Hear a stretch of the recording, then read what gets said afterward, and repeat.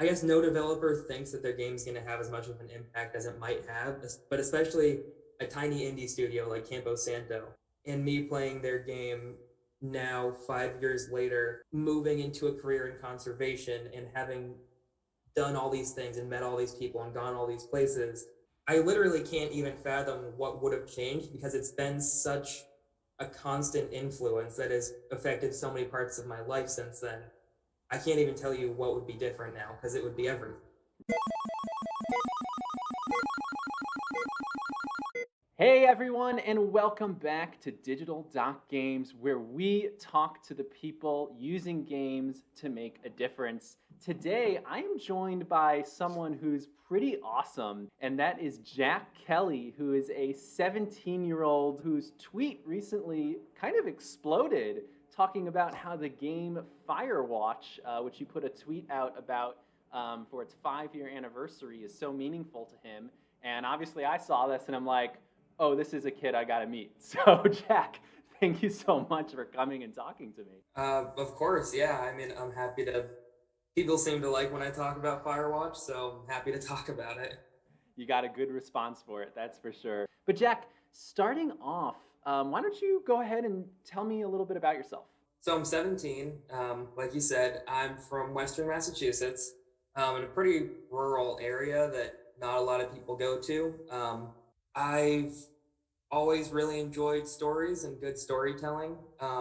Video games in particular. I was mentioning to you before.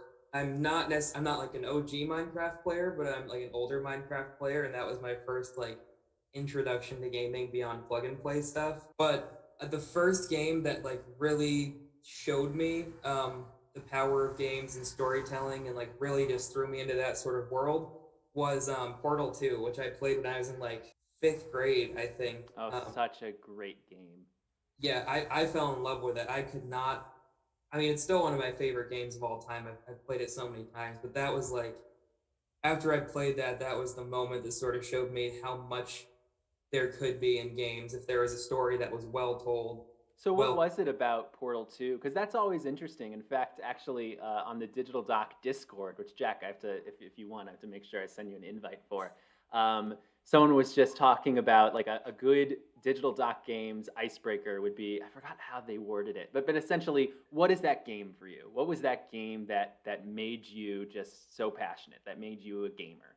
So, yeah, what was it about Portal 2 for you?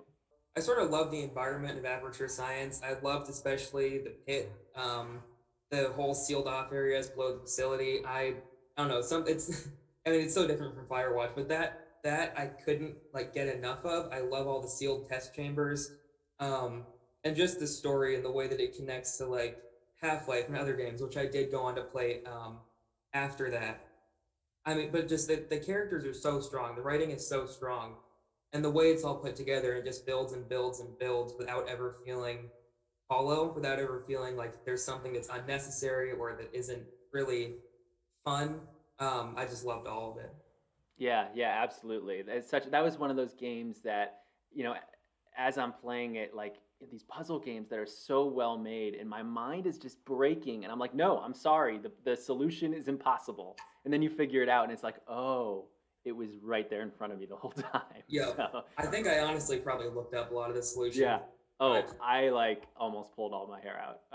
I don't think I edited it. I should have looked it up. I should have looked it up. So Jack, tell me about Firewatch and why that is such a meaningful game to you, and sort of why this tweet exploded in the way that it did. the whole reason that all of this really happened is just because Firewatch sort of was the catalyst for an interest in lookouts and forestry and conservation in general that's just sort of been a constant thread throughout my life since then. The big thing was just I played the game, the lookouts and the story of it, the idea of being a lookout in the Shoshone National Forest or really in any national forest just spoke to me in some way and just introduced to me a whole world of things that I had like vaguely known existed but never thought of before. And it's just sort of been an amazing journey over the last 5 years, all stemming from that one initial experience. Wow. Okay, so let's dive in a little bit. Tell me more about this journey. What is this amazing accomplishment that you've done now since playing through Firewatch? Well, over the past 5 years, I've visited about 239 different fire towers from all up and down the East Coast, from Maine to Florida. I mean, I think the total is somewhere around 320 if I count repeat visits. But uh, I've hiked a lot of miles. I've driven. Well, I didn't. I only have my license now, but I have ridden a lot of miles with my dad to visit all these towers, and I've gotten really involved in conservation work and volunteer work and a lot of stuff. 5 years is a lot of time to get involved in something.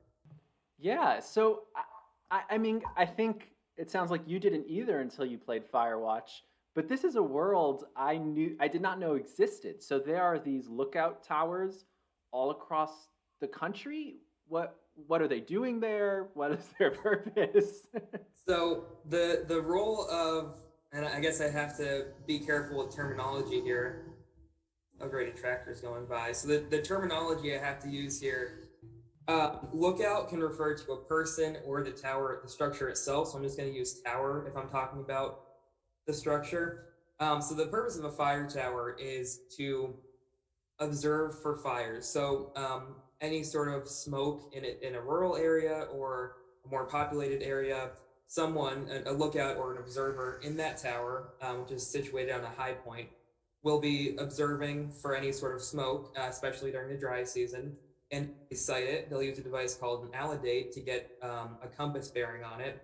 They'll call that into a dispatch center or a forestry center, and they'll send people out to put it out before it becomes a major fire. And they were a lot more prevalent in the probably 1920s up to 1960s. They've fallen out of use a lot since then, increasing urbanization, industrialization. Plane spotting was a thing that a lot of people did, but that was also incredibly expensive, so a lot of states don't do that anymore So either. are these towers, you said that they've sort of fallen out of popularity of use over the years. Are they vacant or have they been repurposed? It really depends on the state for that. So Massachusetts, where I live, um, they have maintained a pretty active system. I think it's 63 towers from Western Massachusetts all the way up to the coast, and like throughout Cape Cod as well. And they've had that since the 1920s. But other states like Maine, they shut down starting in the 60s and throughout the 90s, and so now most of theirs are abandoned. A couple of them have been sort of restored for public use. But that's a very, very recent thing. I'm talking like 3 or 4 months ago, recent. Um, How did you hunt these down? It's known kind of where they are. I mean, you said you've been to 320 of these towers. yeah, well, 239 distinct towers, 300 if I count repeat visits. Right. I feel like I just but who's keeping count? Who's 229? I wasn't before I spent about, I don't even know how many hours making a spreadsheet for the Wow. 5th anniversary. Um, so so a lot of the information I got starting in the beginning and still continuing is from the Forest Fire Lookout Association, which is a worldwide organization of people like myself who are interested in lookouts and their history. And I mean, when it started in the 80s, the internet was not what it is now. So they've been working at it for a long time, with a lot of resources, and they have maps and they have information, they have data, and that's where I started. Um, and I started with Massachusetts because that's where I lived, and I was initially very, very conservative with how far away I thought I'd ever be going for a tower. I thought I'd be going as far away as this small town called Petersham, which is about an hour from me, um, which is sort of ridiculous considering that now I've gone about 10 hours away, 12 hours away in northern Maine, 5 miles from the Canadian border. Wow. But I started small. So, do you have any goals as far as how many more you would like to see? Would you like to explore other parts of the country as well? For sure. Yeah, when I'm older, I'd love to head out west. That's the setting of Firewatch. And the whole way that lookouts out west operate are a lot of the times they have what are called live-in towers, where during fire season, however long that lasts, usually like April or May or March throughout September or October, depending on the weather. Um, the observer lives in the lookout itself for the whole fire season, only coming down infrequently. So I have to imagine on the west, they must. I would think they're still using it for this purpose because you have wildfires happen all too frequently there. You'd be a little surprised. California actually has some active lookouts. There's a Uh huh. few that volunteer staff. Oregon, I think, has one or two. Washington, I don't think, has any. Um, they have a ton that are still standing, but a lot of those are no longer staffed. Um, Interesting. but when people think of lookouts, a lot of the time they think of sort of the classic Western U.S. You've got the Cascades, a beautiful wooden structure built by the CCC, some picturesque tower. That's not really what it's like out here. Uh huh. Interesting. Different So it could be really cell cool also towers. for you to get a chance to go to the West and see sort of that contrast. Yeah, I mean, I don't have a goal specifically, just to visit more. Um, I never really have had a goal. Just to keep on visiting them and keep on preserving the history and doing what I can. Um, And so what goes into that as far as preserving the history? Can you talk a little bit more to that? a lot of research, a lot of long hours at my desk, a lot of slamming my head against the wall because of hard to use historical archives with poor quality scans. Um, it's a lot of visiting towers and doing if I wanted to really make it scientific, like site visits. Um, but it's also a lot of just tracking down people on like the the hell pit that is Facebook who used to work in lookouts. They're a lot usually older folk, um, and getting their stories, going to historical societies, and navigating a lot of historical archives. Internet Archive and Hothy Trust in particular Wow. So are why do you really. think why is this so important to you to preserve these stories and this history? Um, well, it's important to me now. If I had to start from the beginning and say why it was important to me, I'd say that it's just because I thought lookouts were cool. Uh-huh. I gained going so over the past 5 years, I've gained a lot more of an appreciation for the people that worked there and sort of the falling out of popularity of lookouts. And now I would say that my goal is to preserve it because it really makes me sad sometimes. So for Vermont example, where I've done quite a bit of research and compiled a lot of information that wasn't previously ever put together. There's people there. If you look in some, like for example, it's a really tragic sort of moment. There's this online forum where there's this person who was talking about this tower they very barely remembered from when they were a kid in this nowhere town in central Vermont. Um, and by the time that they were grown up, it had already been removed, and so they barely remembered it. And then you look at that person's account on the forum, and their thing on it most recently is a post from someone else with their obituary because they passed away. So a lot of that history, especially in states that closed them earlier, is fading away. Some the stuff that isn't recorded, especially the stories, the personal connection that's so important to have beyond just it was built in this year and removed in this year. It grows old, and the people that hold those stories pass away, unfortunately. So Right. I want to make sure that I can get their stories and I can talk to them and I can Wow. someone can remember them at least. It is so amazing. And like I'm sure you get this all the time and it's what every like 17-year-old kid hates to hear. But like you're doing all this and you're 17. Like it's unbelievable. And I am sure that in a couple of years I'll be going to a bookstore and gonna see a book with your name on it because it's amazing to have these stories. I mean, well, actually, I'll say a little bit more and say that it's not just when I'm 17; it's when I was 16 and 15 and 14 and 13 A too. very good point. A very good Yeah, point. but I mean, I just I lookouts have grown more popular because of Firewatch, but it's still pretty niche. And for people who want those good stories, the personal stuff, you have to chase it. You have to work for it. Like um, art, some physical photographs degrade. People pass away. Memories aren't carried on. It's important to be able to get that down. Absolutely. Like Absolutely. there's this whole archive of old photos from Vermont that someone who I was friends with me at FFLA had been trying to get access to. But then Hurricane Irene came through, the building got flooded, and unfortunately, the photographs were most likely destroyed. So that's an example of a physical thing that, I mean, everything changes, everything grows old, Right, uh, right. especially something like lookouts.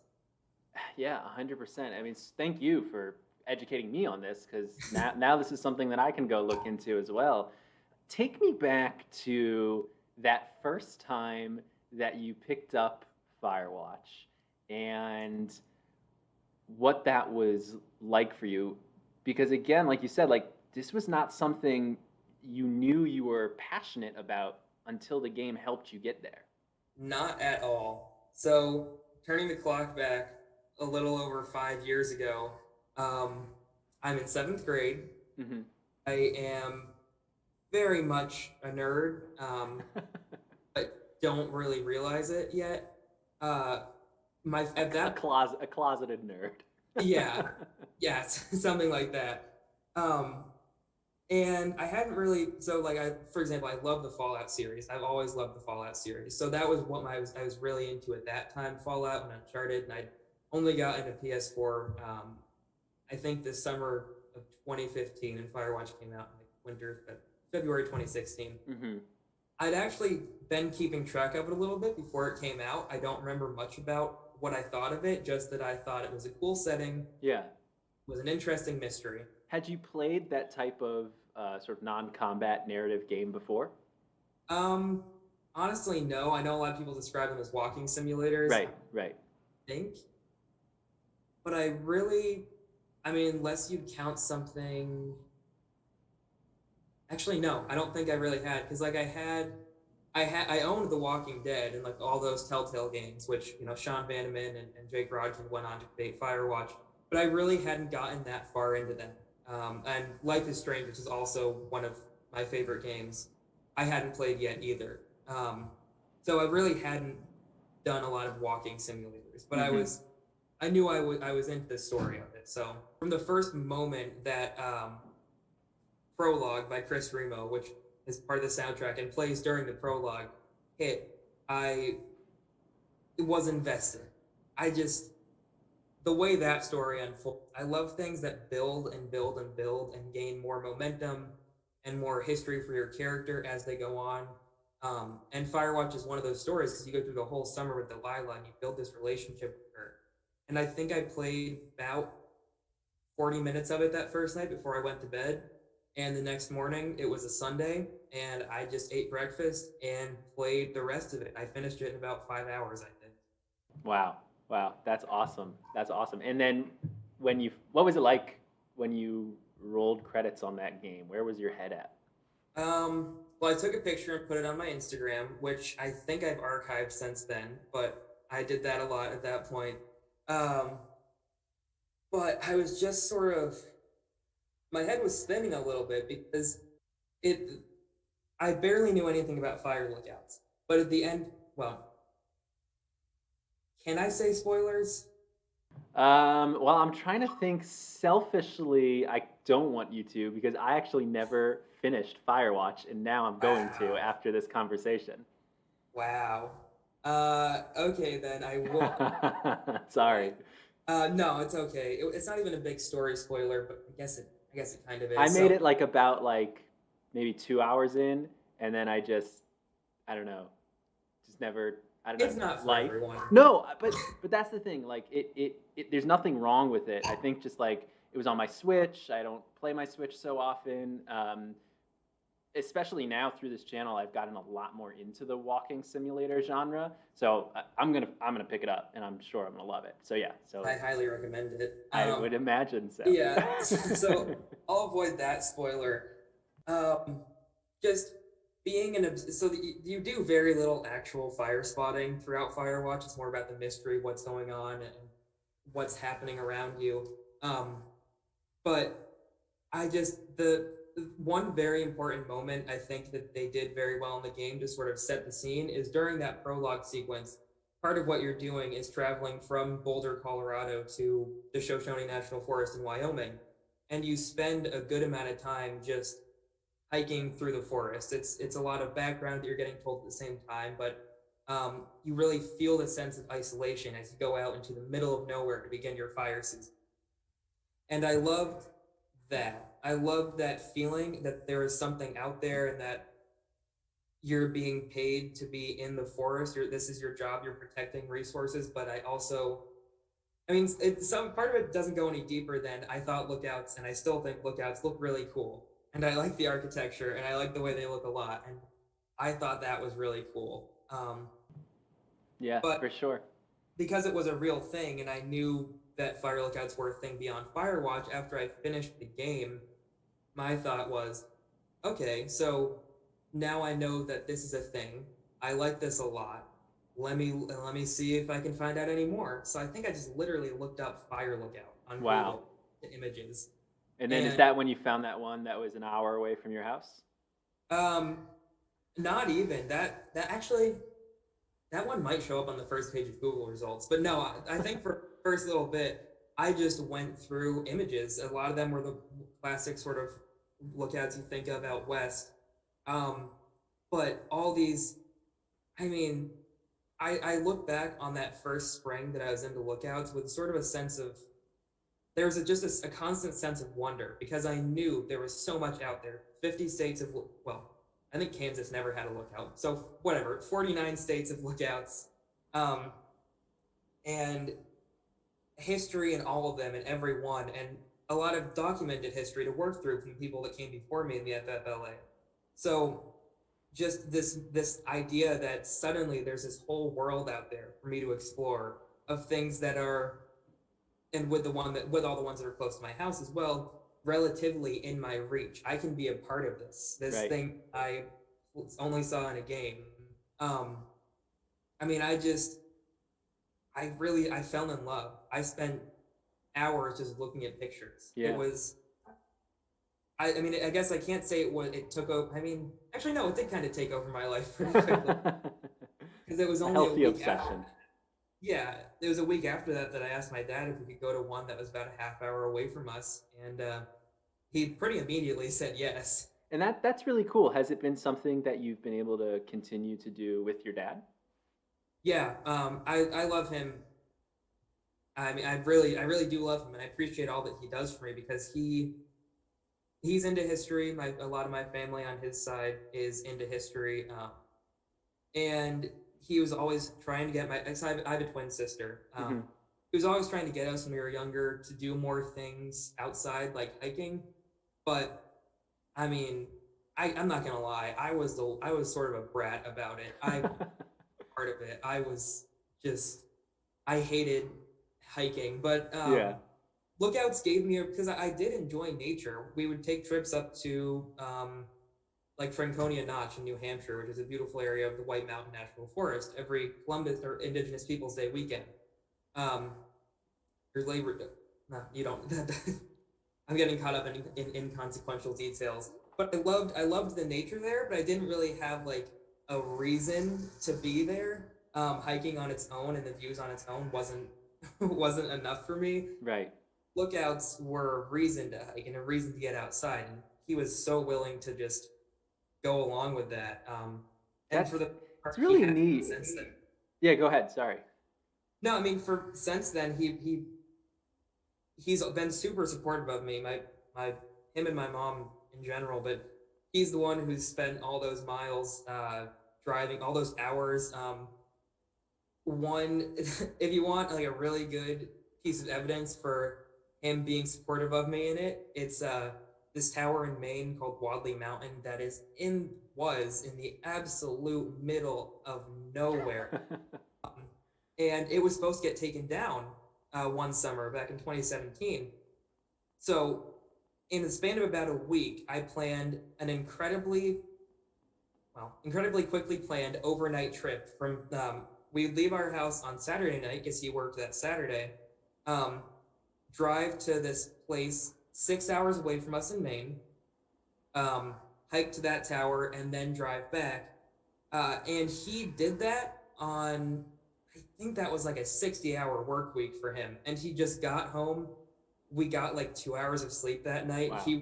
He wasn't having a great time that night, but he did it for me. He did it because he loves me and he cares about me and he knew how much it meant to me. And he wanted to see it too, but I mean, it's just ridiculous that he was willing to go along and do that for Yeah, me. that's awesome. It sounds like really an incredible dad, He is. and amazing that you're able to recognize that. It's really just a warming story. So thank you for sharing with Yeah. me. Um, Last question for you. So you sent out this tweet. It blew up a little bit. Do you know how many like retweets or likes or whatever it got? I can check that right now because I haven't looked at it in a little bit. Um, it got more than my 2018. Remember that Oh, because you had done one prior. for the 2 year anniversary. Right, right. Uh, I'm honestly not super happy with how I explained it then. But then again, I was also a freshman in high school, and I looked at. Become more articulate.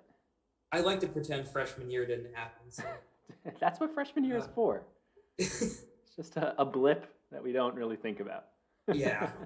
So I have 20.9 thousand likes, 435 quote tweets, and 2,733 retweets. So just a little bit of popularity there. A little bit. Did the developers of Firewatch ever catch wind of it?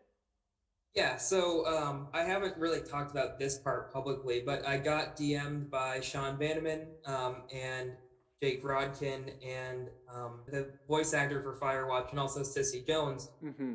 voice acted Delilah. The thing I mainly get from them when I was talking to it was this idea that, well, I guess no developer thinks that their game's going to have as much of an impact as it might have, but especially a tiny indie studio like Campo Santo.